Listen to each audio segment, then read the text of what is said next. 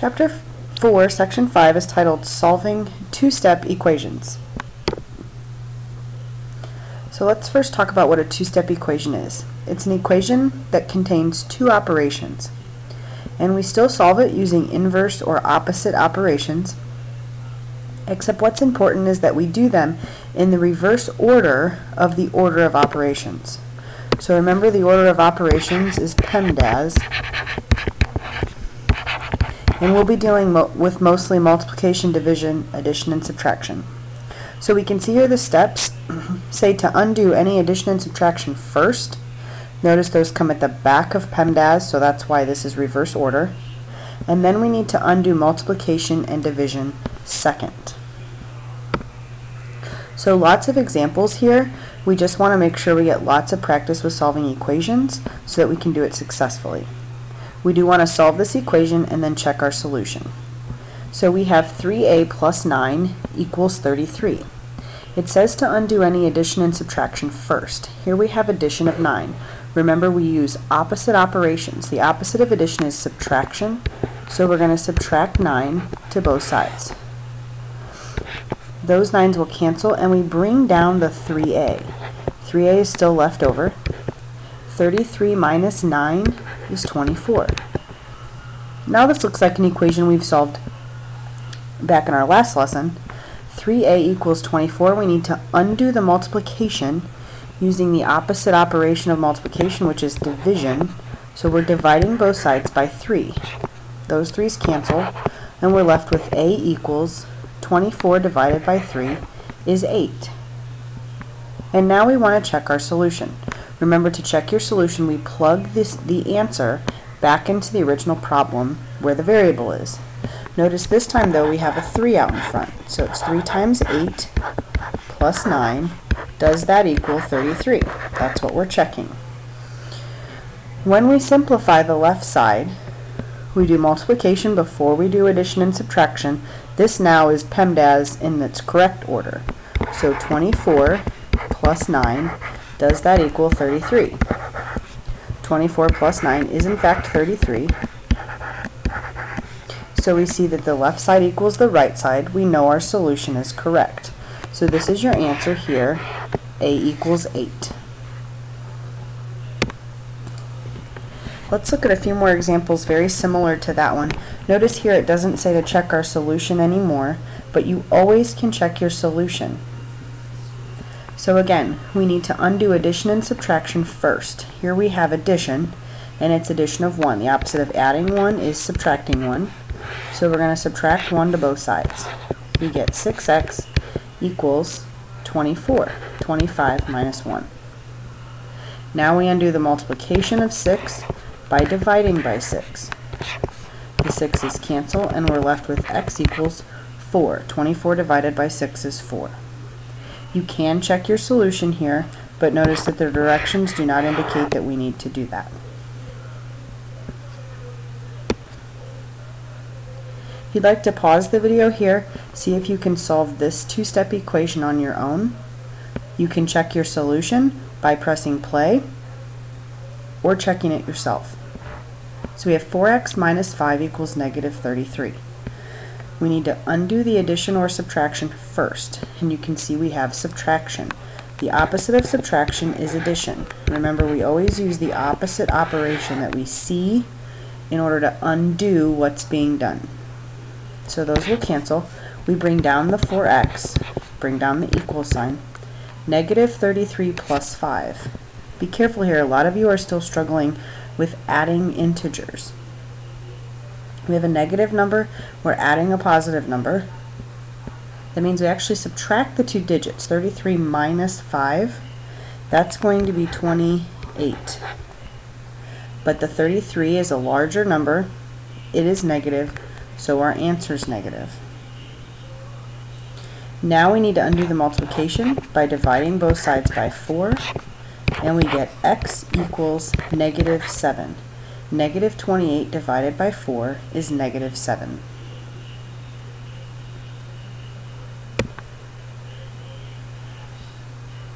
Here's a two-step equation that has division in it now, and we do want to check our solution here since this is a little different type of equation. we have p divided by 5 minus 12 equals 20. We need to undo addition and subtraction first. We have subtraction of 12, which means we need to add 12 to both sides. Those 12s will cancel. We need to bring down the p divided by 5. And 20 plus 12 is 32. Remember, the second step is to undo multiplication or division. Here we have division. So think, what's the opposite of dividing by 5? The opposite of division is multiplication. So we need to multiply both sides by 5. On the left, those 5's cancel and we're just left with p. On the right, we have 32 times 5. If you don't have a calculator, you may need to do some side work. 2 times 5 is 10. 15 plus 1 is 16, so we get 160. Now we want to check our solution. Remember, the 160, the solution is going in for p. So we write 160 divided by 5 minus 12 equals 20. We're checking to see if this is true. So 160 divided by 5. Again, if you don't have a calculator, you may need to do some long division, but we just did this multiplication over here. As long as our multiplication was correct over here, if 32 times 5 is 160, then 160 divided by 5 should be 32. We subtract 12, set it equal to 20. 32 minus 12 is 20, so we get 20 equals 20. We've checked our solution, so we know that p does in fact equal 160.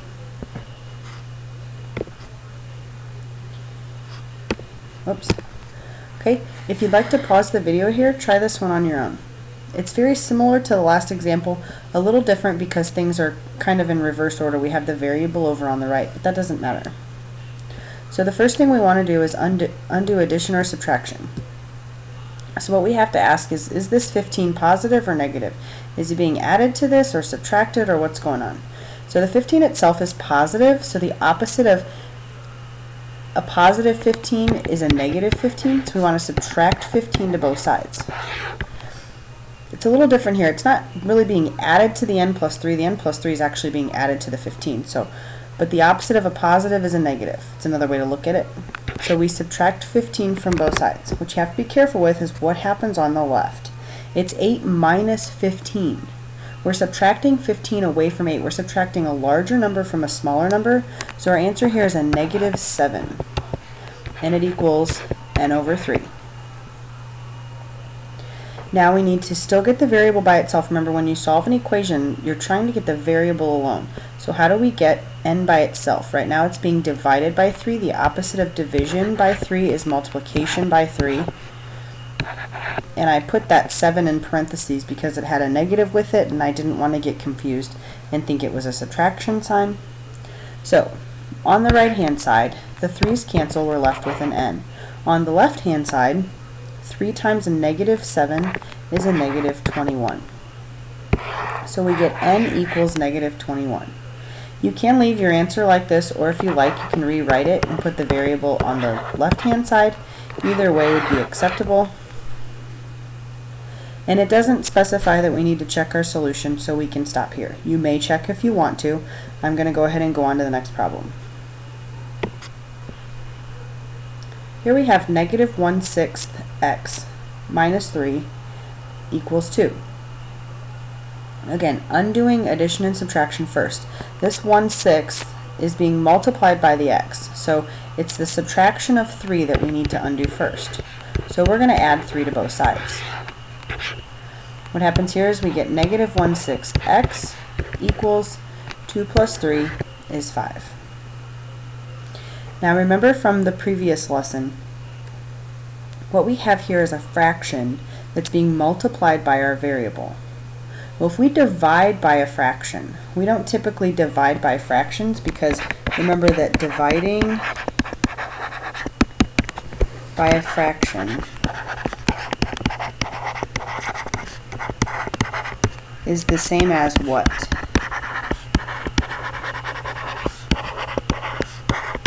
Hopefully you're saying multiplying by the reciprocal.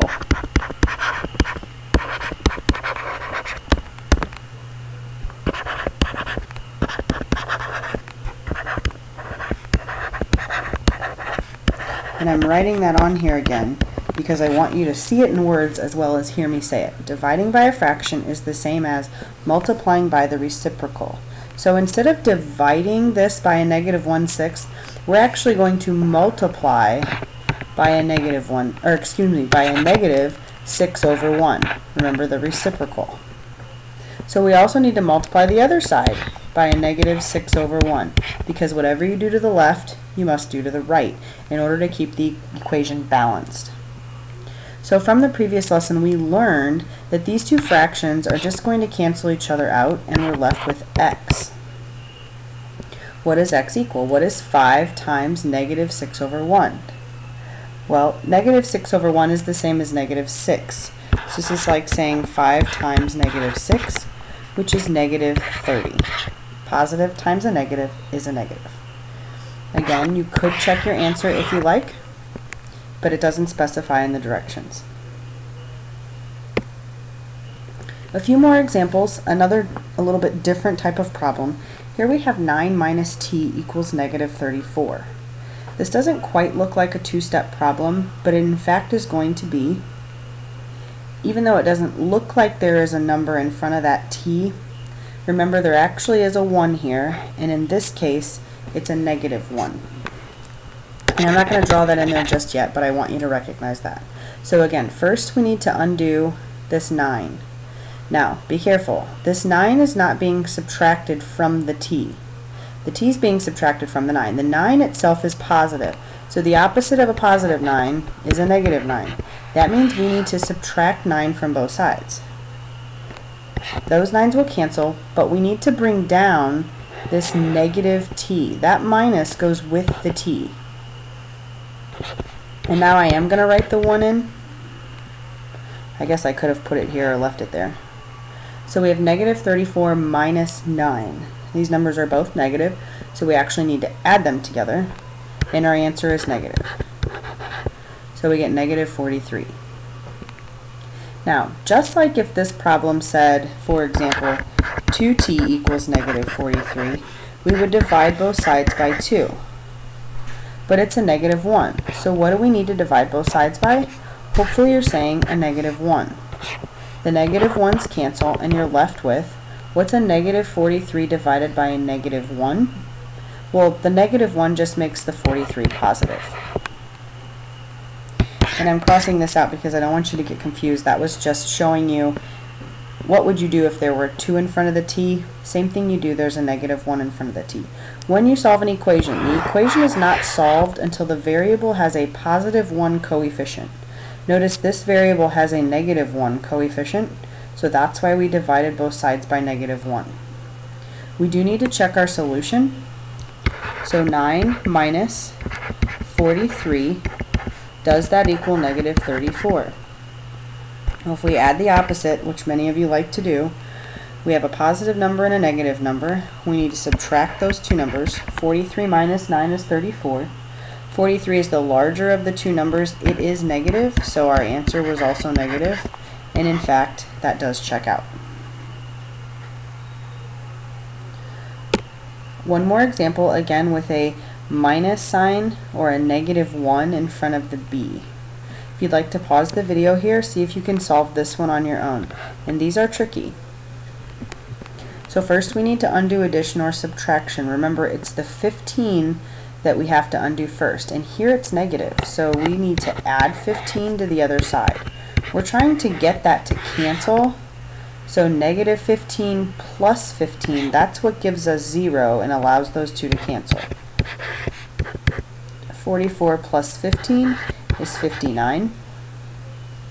But now we need to divide both sides by that negative 1. So we get b equals what? What's a positive 59 divided by a negative 1?